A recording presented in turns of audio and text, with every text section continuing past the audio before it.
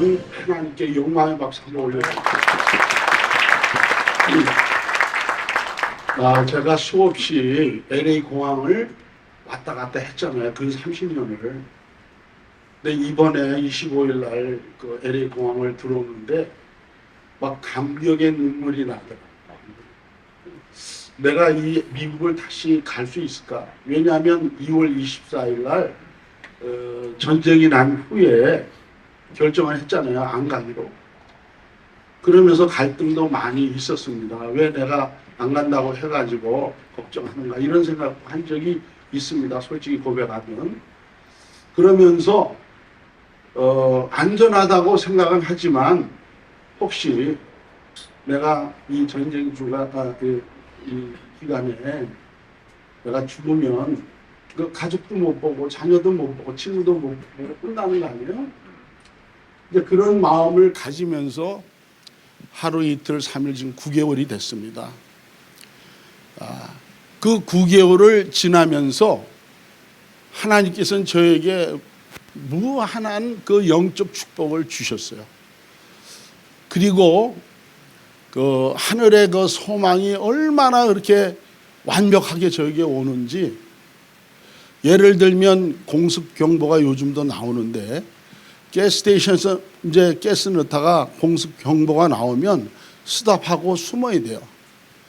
근데 그 가스를 넣다가 하나님 지금 이곳에 미사일이나 폭탄이 떨어지면 저 죽죠. 이 시간에 주님 나라 가는 거 맞죠? 저 주님 나라 가기를 원합니다. 이런 마음이 마음속에 막 일어나요. 그러면서 두려움이 없습니다. 두려움이 사라지고 마음의 평강이 오는 것을 순간순간 느끼면서 이렇게 지내왔습니다. 이번에 이렇게 와서 보니까 제가 어제도 그 14그룹이 이렇게 교제하는 그 우리 훈련원생들을 식사를 대접하고 거기서 이렇게 만남이 있더라고요. 그래서 14그룹에 있는 사람 한 사람도 몰라요, 제가. 근데 이제 그 집사님이 이분이 우크라이나에 오신 선교사입니다. 그러니까 먹다가 벌떡 일어나가지고 저를 환영해 주는데요. 얼마나 감사한지. 여러분들이 저희들을 위해서 얼마나 기도했겠어요. 예? 정말 부족하고 자격 없는 저를 은혜 한인교회에서 파송해서 오늘날까지 정말 기도해 주시고 여러 가지로 이렇게 애쓰신 거 저는 잘 압니다. 그러나 특별히 이번 9개월 동안 저를 위해서 전 세계에서 중보기도하는 것 제가 느끼고 사역할 때마다 감사와 기쁨이 넘치는 거예요. 그래서 제가 지난 수요일에는 어느 교회에서 보고를 했는데요. 내가 뭐라고 선포를 했냐면 요즘에 핵폭탄이 떨어진다고 벌벌 떨고 있는데 핵폭탄이 떨어져도 저는 안 갑니다. 거기서 함께 죽겠습니다 하는 그런 고백을 했습니다. 사랑하는 우리 동역자 여러분들, 하나님은 우리와 함께 하시고 이 선교의 주체는 하나님이세요. 예? 목회도 그렇고 선교도 그렇고 여기 훈련생들도 많이 있는데 우리가 아무리 부족해도 하나님이 계획하고 이루어 가시기 때문에 근심 걱정 염려가 없는 것입니다. 하나님이 지금도 하세요.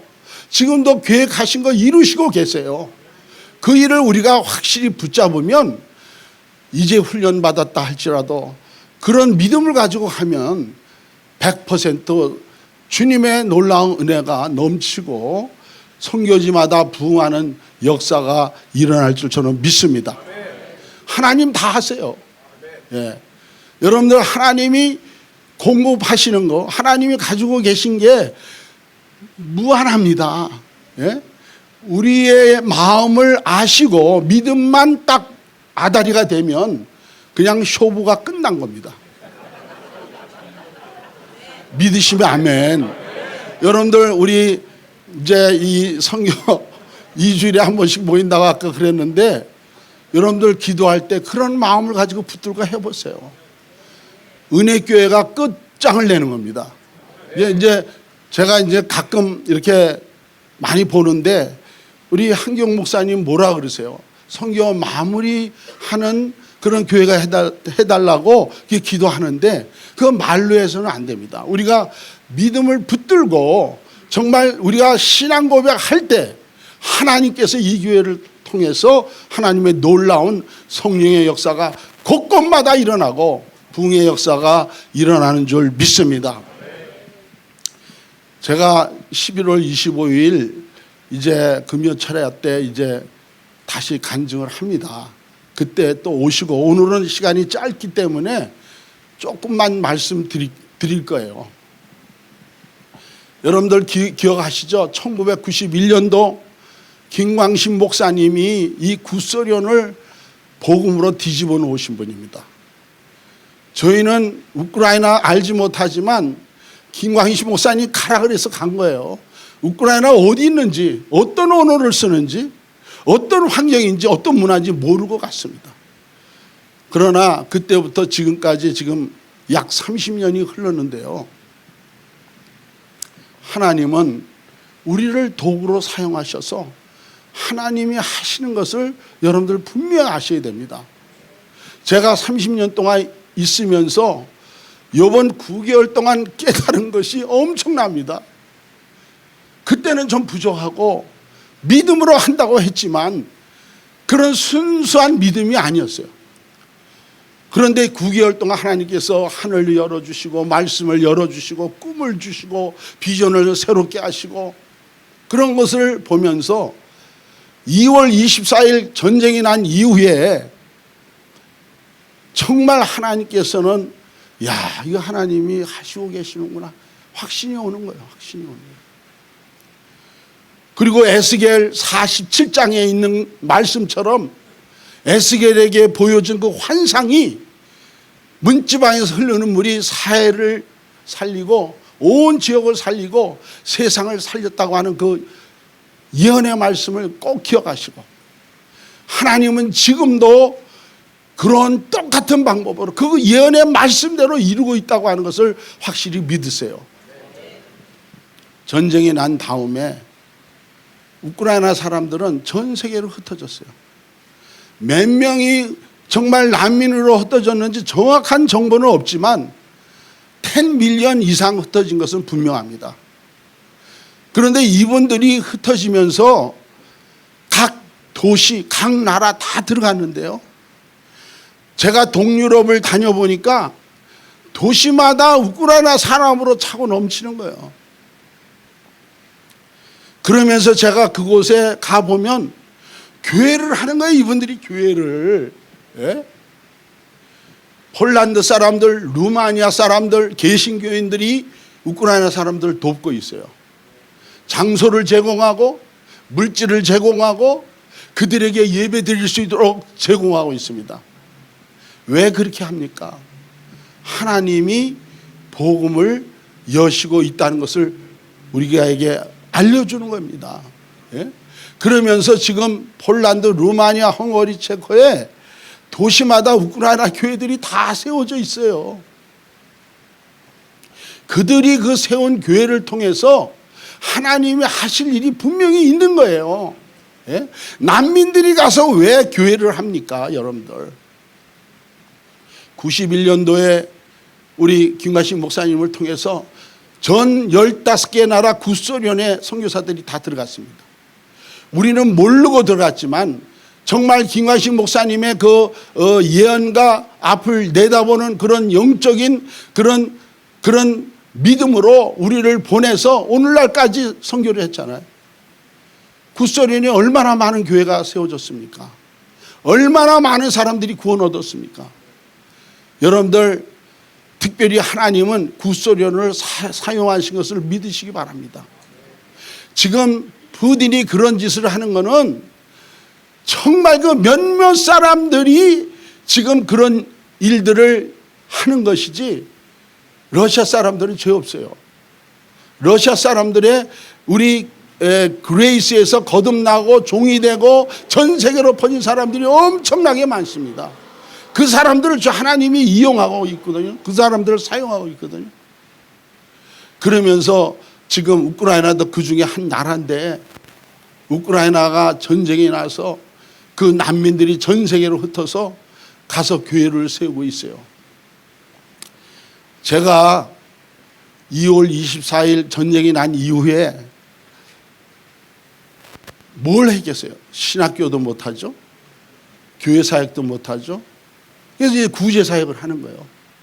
폭격맞은 지역, 정말 참혹하게 된 지역을 찾아가서 음식을 나누는 사역입니다. 그러다가 제가 이제 버스를 사러 이제 독일을 가게 됐는데요. 그 독일에 가게 된 것도 하나님이 계획하시고 보낸 거예요. 제가 독일을 가기 위해서 이제 폴란드를 들렸는데, 폴란드에 우리 사역자들 사모와 아이들이 한 20여 명이 모여 있는 도시가 있었어요. 그래서 제가 그 소문을 듣고 내가 독일을 가지만 하루 정도 시간 내서 위로를 해야 되겠다. 그러고서 그 도시를 갔거든요. 도시에 가보니까 이분들이 이미 제 이야기를 폴란드 목사님들한테 한 거예요. 키예프에 가면 패스터 킴이 있는데 그분이 하는 뚜레스티아스 얘기를 했고, 그분이 하는 그 신학교 사역을 얘기했고, 새벽마다 기도하며 정말 훈련시키는 그런 일들을 자기들이 다 얘기한 거예요, 가서. 그러니까 이 폴란드 목사들이 궁금한 거예요. 그러면서 내가 그 도시에 간다니까, 그 패스터 킴이 오면 나를 좀 만나게 해달라. 그래가지고 제가 이제 그곳에 가서 그 우리 사모들하고 아이들을 만나서 이제 밥도 먹고 이제 이렇게 하고 그 목사를 만났어요. 만나서 하루 저녁을 그 집에서 자면서 얘기를 하기 시작합니다. 그러면서 우리의 하는 얘기를 듣고 싶어서 제가 소개했어요. 소개하고 나니까 우리도 필요한데요, 이렇게 된 거예요. 그래서 저는 그러냐고, 만약에 원하면 내가 지금 당장이라도 결정해서 할 수 있다고. 그러니까 그렇게 하재요. 그래서 한국에다 전화를 해서 저와 함께 뚜레스티아스를 하는 목사님에게 이런 일이 일어났는데 목사님 도와주세요. 그러니까 딱 뜨니만 오케이 합시다, 이렇게 된 거예요. 그래서 3개월 만에 뚜레스티아스를 했어요. 내가 그거를 제가 한 것이 아니고 하나님이 이루고 있다는 것을 제가 잠깐 보여드릴게요. 하나님은 지금도 일하고 계시고 우리를 도구로 사용하고 있습니다. 예.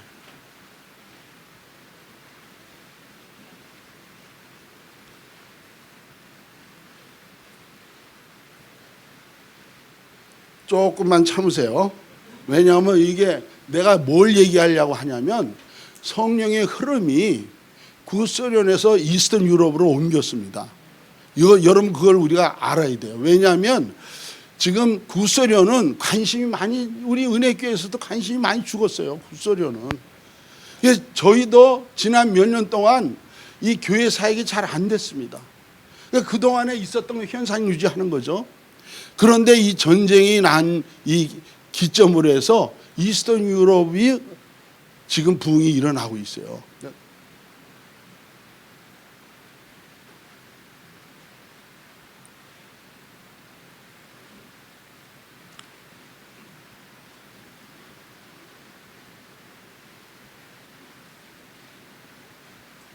조금만 참으세요. 내가 이거를 꼭 보여줘야 돼요. 이거를.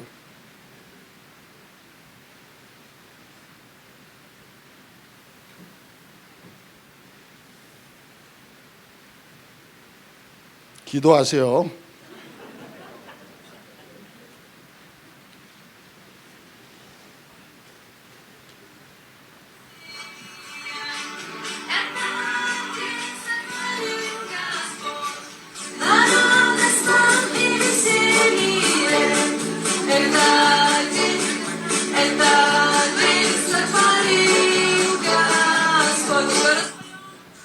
이게 무슨 소리냐면 제가 하도 신기해가지고 페이스북에 올렸어요.